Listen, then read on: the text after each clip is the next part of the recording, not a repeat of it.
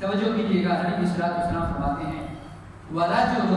ذَكَرَ اللَّهَ خَالِيًا فَفَاضَتْ عَيْنَاهُ، چھٹا وہ بندہ جس کو رب اپنے عرش کا سایہ نصیب فرمائے گا۔ وہ کون ہوگا؟ وہ بندہ ہوگا جو تنہائی میں بیٹھ کر، علیحدگی میں بیٹھ کر، جس وقت سارے گھر والے سو رہے تھے، جس وقت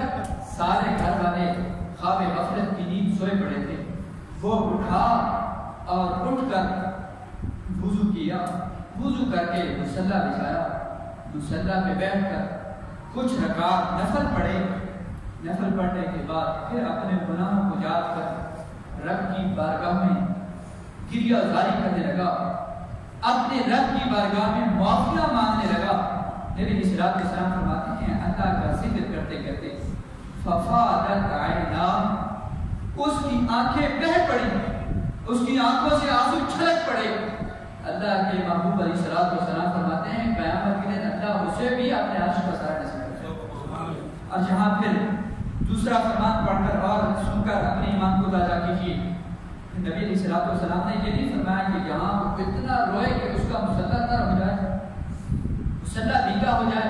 اتنا روئے کہ پیالے بھر جائیں، اتنا روئے کہ گلاس بھر جائے، نہیں۔ نبی علیہ الصلوۃ والسلام کا دوسری مقام پر فرمان ہے، نبی علیہ الصلوۃ والسلام فرماتے ہیں اللہ کے خوف سے بندہ روئے، اس کی آنکھ سے ایک آنسو اگرچہ مکھی کے پر کے برابر ہی کیوں نہ ہو، زمین پر بعد میں گرتا ہے، اللہ اس کے گناہوں کو پہلے معاف کرتا ہے۔ اور پھر ایک اور فرمان بھی سنیے، نبی علیہ الصلوۃ والسلام فرماتے ہیں قیامت کے دن ہوگا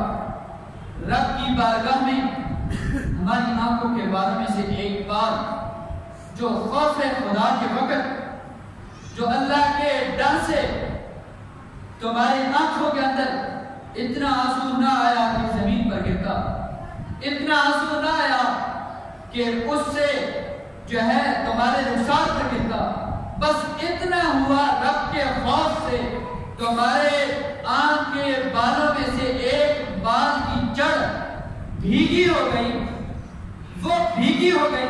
وہ بال بھی قیامت کے رب کی بارگاہ میں عرض کرے گا مالک